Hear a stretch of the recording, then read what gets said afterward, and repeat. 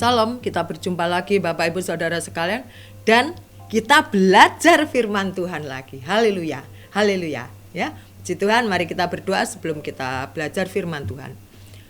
Bapa di dalam surga, kami bersyukur kepadamu saat ini Engkau memberikan kesempatan kepada kami untuk kami belajar firman-Mu. Buka hati kami, jamah hati kami Tuhan, supaya firman-Mu boleh hidup dalam kehidupan kami Tuhan, memperbaiki sikap, pikiran dan tingkah laku kami menjadi lebih indah di hadapan Tuhan dan juga sesama. Terima kasih di dalam nama Tuhan Yesus, haleluya, amin. Puji Tuhan. Bapak Ibu Saudara yang dikasihi oleh Tuhan, pada saat ini kita akan belajar di dalam kitab Kejadian 12 dan saat ini saya akan memberikan judul atau tema yaitu Rencanamu Indah. Haleluya, haleluya. Rencana Tuhan indah pada waktunya dan rencana Tuhan itu sangat indah dalam kehidupan orang percaya. Puji Tuhan. Kita baca di dalam Kejadian 12, Bapak Ibu, waktu kita membaca perikopnya Abraham dipanggil Allah, tentu ingatan kita akan terbersit bahwa ini adalah panggilan Tuhan terhadap Abraham untuk Abraham keluar dari rumahnya, rumah nenek moyangnya, rumah orang tuanya, ya. Ayat yang pertama, berfirmanlah Tuhan kepada Abraham, pergilah dari negerimu, dari sanak saudaramu, dan dari rumah bapamu ini ke negeri yang akan kutunjukkan kepadamu. Kedua, aku akan membuat engkau menjadi bangsa yang besar dan memberkati engkau serta membuat namamu masyhur dan engkau akan menjadi berkat. Aku akan memberkati orang-orang yang memberkati engkau dan mengutuki orang-orang yang mengutuki engkau. Dan olehmu semua kaum di muka bumi ini akan mendapat berkat. Tuhan, ayat yang kelima. Abraham membawa Sarai istrinya dan Lot anak saudaranya dan segala harta benda yang didapati mereka dan orang-orang yang diperoleh mereka di Haran. Mereka berangkat ke tanah Kanaan, lalu sampailah di situ. Bapak Ibu Saudara yang dikasihi oleh Tuhan, waktu Tuhan menyatakan kepada Abraham, kamu keluar dari negeri sanak saudaramu, keluar menuju ke tanah Kanaan, tanah yang dijanjikan oleh Tuhan. Tapi di mana tempatnya? Abraham juga belum tahu. Tapi Abraham selalu mengatakan, yes Tuhan. Haleluya. Itu yang patut kita teladani dari Abraham. Ya Tuhan. Ya.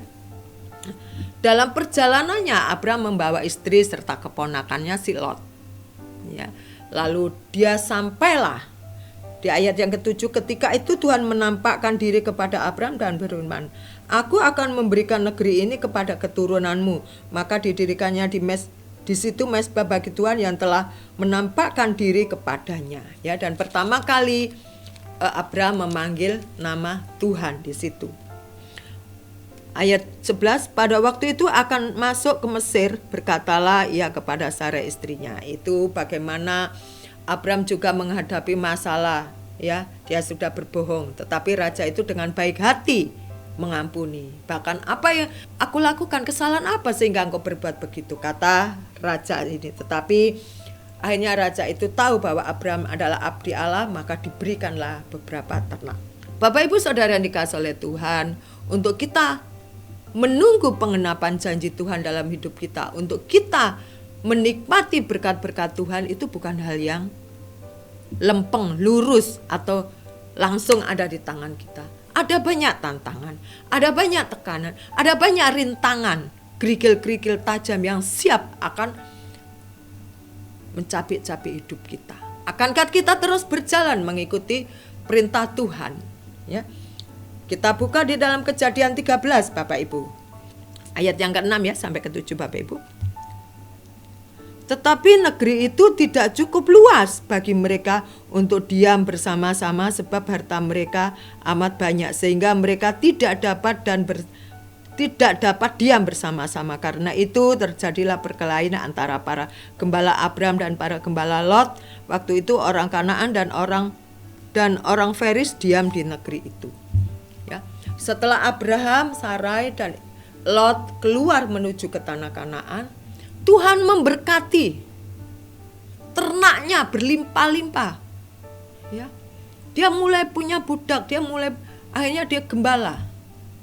Karena diberkati ternaknya, tempat di mana si Abraham tinggal itu sampai tidak muat. Ya. Ternyata di situ diam juga orang Kanaan dan orang orang Feris. Dikatakan firman Tuhan di dalam ayat yang ke-7. Makin tidak muat. Ya. Karena gembala Lot dan gembala Abram mengembalakan domba, wah mulai bertengkar, berkelahi mereka. Ya. Domba-domba juga mulai berebut untuk makan rumput-rumput. Berkelahilah mereka. Akhirnya Abram berkata begini, maka berkatalah Abram kepada Lot, janganlah kiranya ada perkelahian antara aku dan engkau dan antara para gembalaku dan para gembalamu, sebab kita ini kerabat. Ya. Bapak Ibu Saudara yang dikasihi oleh Tuhan, kita melihat bagaimana Abram ini selalu mengandalkan Tuhan karena janji Tuhan itu benar dan Tuhan selalu mengenapinya. Ya. Mengenapinya. Di ayat 14 kita melihat setelah Lot berpisah daripada Abram, berfirmanlah Tuhan kepada Abram, pandanglah sekelilingmu dan lihatlah dari tempat engkau berdiri itu ke timur dan barat, utara dan selatan, sebab seluruh negeri yang kau lihat itu akan kuberikan kepadamu dan kepada keturunanmu untuk selama-lama. Dan aku akan menjadikan keturunanmu seperti debu tanah banyaknya, sehingga jika seandainya ada yang dapat menghitung debu tanah, keturunanmu pun akan dapat dihitung juga. Sampai segitunya Tuhan menyatakan berkatnya kepada Abraham. Ya, meskipun dia harus mengalah dengan keponakannya, dia lakukan dan tetap percaya kepada janjinya Tuhan.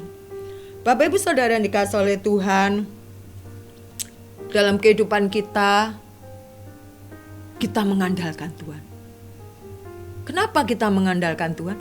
Karena memang Tuhan bisa kita andalkan, karena Tuhan memang bisa dipercaya. Janjinya tidak pernah meleset. Maka kita mengandalkan dan kita percaya kepada Tuhan sepenuhnya, seperti Abraham percaya kepada Tuhan. Bapak Ibu Saudara yang dikasihi oleh Tuhan, Tuhan tentunya mempunyai rencana dan rancangan yang indah dalam kehidupan kita. Biarlah kita dengan penuh kesabaran, dengan ketekunan akan menunggu pengenapan janji Tuhan yang akan Tuhan nyatakan dalam kehidupan saya dan juga Bapak Ibu Saudara sekalian. Oleh karena itu tetaplah kita percaya, tetaplah kita beriman kepada Tuhan yang tidak pernah ingkar janji dalam sabdanya. Puji Tuhan, puji Tuhan, Bapak Ibu percaya ya, dan tetap mengandalkan Tuhan. Tidak ada alasan untuk tidak percaya dan tidak mengandalkan Tuhan, karena Tuhan adalah yang Allah yang hidup, yang ada di mana kita berada. Amin. Maksud saya Tuhan itu hadir dalam kehidupan kita dan menilik segala keluh kesah kita. Haleluya. Amin. Mari saya ajak berdoa. Terima kasih Tuhan, kami bersyukur dan kami percaya Tuhan. Meskipun Kau tidak bersama-sama dengan kami, tetapi Roh Kudus yang mendiami dalam hidup kami, mendiami dalam hati kami Tuhan, senantiasa mengingatkan kami, senantiasa Tuhan menyadarkan kami betapa pentingnya kami berharap dan percaya hanya kepada Engkau saja. Terima kasih di dalam nama Tuhan Yesus. Haleluya. Amin. Puji Tuhan. Selamat beraktivitas, tetap andalkan Tuhan dalam segala perkara. Amin.